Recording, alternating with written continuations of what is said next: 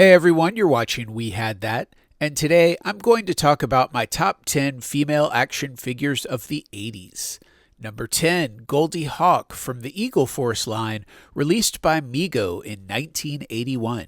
Barely making it onto this list, Mego actually did an okay job with the head sculpt, especially for such a small scale, and also considering this figure came out in the early 1980s. It's not all that bad. For a character that the creators thought was just going to be used as a captured heroine for the rest of the Eagle Force team to rescue, the limited comic content on the backs of these packaging managed to do a good job of showing that Goldie Hawk was a capable soldier. I'll admit it, the head sculpt wasn't perfect, but Mego had certainly done worse on some of their 3 3/4 inch and 8-inch female figure head sculpts in the past. Coming in at number 9, Cheetara from the Thundercats line, released by LJN in 1985. I still remember the premiere of the Thundercats cartoon. The network that aired it had been promoting the premiere heavily, and I believe it aired at night rather than during the afternoon or in the morning when other cartoons were shown. To me, this meant that it was for grown-ups too, and I took it very seriously. I loved the pilot episode and even built a thunder tank with Legos after watching the show. When I look back, Cheetara was a great character in the 1980s and an action figure that looked pretty cool. She was a tough character, and LJN did a pretty good job sculpting the figure, and even a pretty good job on her face, for that time anyway.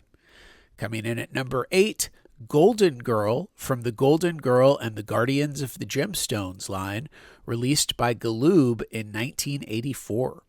Golden Girl was the title character for this line of mostly female action figures that seemed to be Galoob's response to the very successful Masters of the Universe line, which had come out a few years earlier. Although Golden Girl was on the shelves around the same time as She-Ra, Princess of Power, I actually don't believe that Golden Girl was a knockoff of She-Ra. Trademark registration dates, release dates, marketing dates, etc. point to a separate creation process for the two franchises.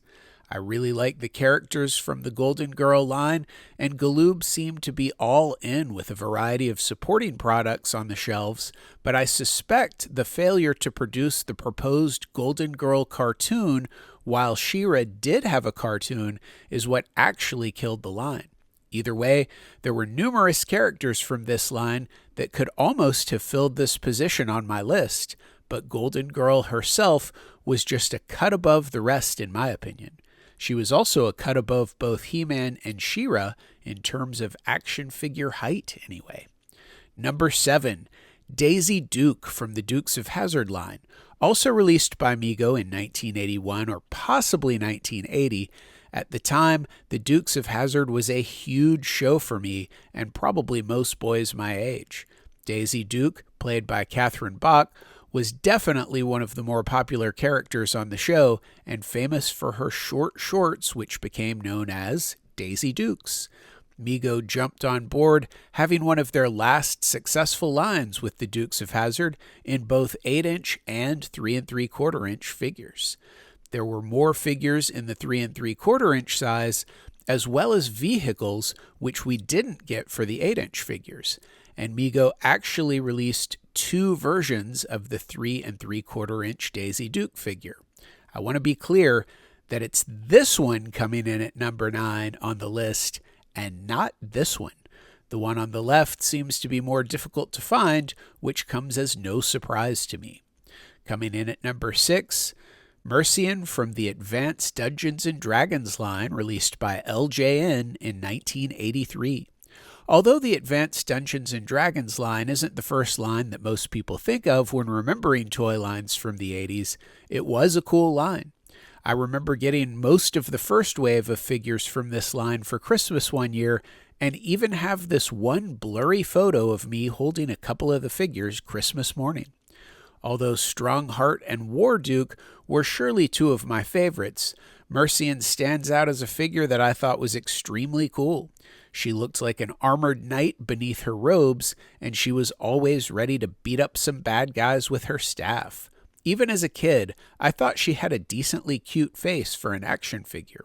Sure, the actual figure wasn't as cute as the art on her package, but LJN still did a good job with this figure.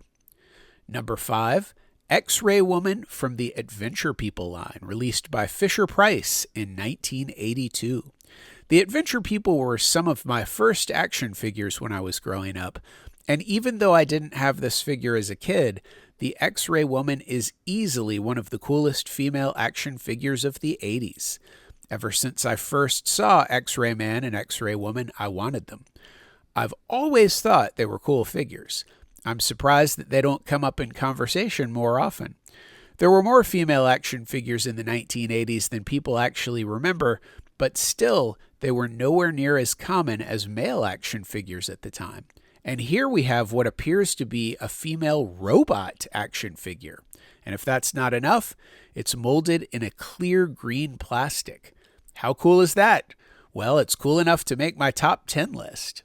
Coming in at number 4, Princess Leia in Hoth outfit from the Empire Strikes Back Star Wars line, released by Kenner in 1981.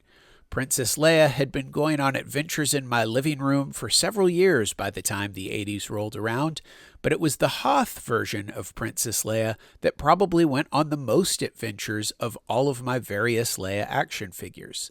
I don't know what it was about this particular version of the character that resonated with me, but I do like the head sculpt, and it may have been more because, as a kid, I really loved the Hoth scenes from the movie, but regardless of the reason, I thought this was the best version of Leia when the figure first came out. Number 3, Teela from the Masters of the Universe line, released by Mattel in 1982. I've loved the sword and sorcery genre since I was a kid, and it's probably been largely because of the female characters. Like Red Sonja and several others before her, Teela was certainly no damsel in distress. She was a great warrior who backed up He-Man in numerous battles. Although she was occasionally portrayed as less of a warrior than He-Man, she usually fought right alongside him, even though He-Man had magical powers from Castle Grayskull, while Teela just had a lot of training. Although the action figure didn't quite have the depth that many artistic renderings of Teela have had, I've always thought that her head sculpt was done really well and that the figure actually looked kind of cute. Number 2, the Baroness from the G.I. Joe line, released by Hasbro in 1984. G.I. Joe was one line that released a fair number of female figures over the years, but most of them didn't have the best head sculpts. Scarlet was a great character and looked amazing in the comic books, but the head sculpt on the figure looked a lot like the girls' gym coach at my school at the time, which wasn't a good thing. Zorana, CoverGirl, and Lady J all had similar butterfaces, but for some reason, Hasbro managed to make the Baroness look pretty good. Plus, the rest of the figure was in what I always thought was black leather and metal, which I thought was really cool. Not only that, but she was a great character in the comic books and a better-than-average Cobra villain on the Sunbow cartoon, which made me like the figure even more. Coming in at number 1 is Wonder Woman from the Superpowers line, released by Kenner in 1984. Not only is this one of the best female figure sculpts of the 80s, but I'd argue it stands out to similar sculpts from any decade. It's certainly better than the Mego Comic Action Heroes Wonder Woman from the 70s. When you squeeze Wonder Woman's legs together, her arms come up to block bullets or punches or whatever's being hurled at her, which is a pretty neat action feature for Wonder Woman.